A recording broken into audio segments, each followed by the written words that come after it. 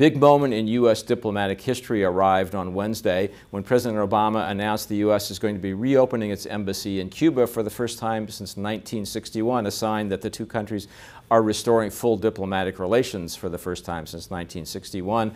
And the symbolism will be even more apparent, maybe more dramatic, when Secretary of State John Kerry goes to Havana next month to lift the flag over that embassy. So this is an important moment, but the symbolism may be trumped by the substance of a bigger question that's not yet resolved, which is, will the next step be to lift the economic embargo on Cuba? That's a step that only Congress can take. The President can't do it alone.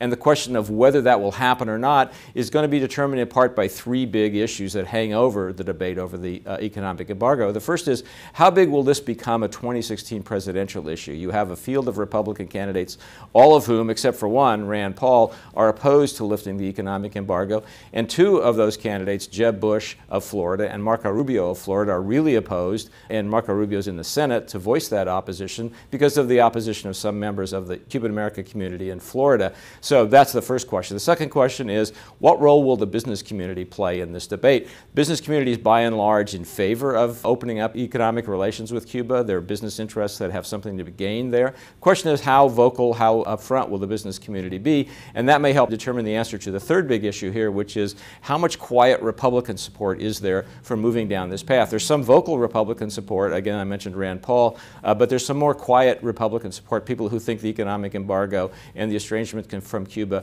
has outlived its usefulness. Will those Republicans step forward and be heard in the midst of a 2016 debate in which many Republicans are pushing in the opposite direction? Hard to say for sure yet, but it's going to be an interesting debate ahead in Congress.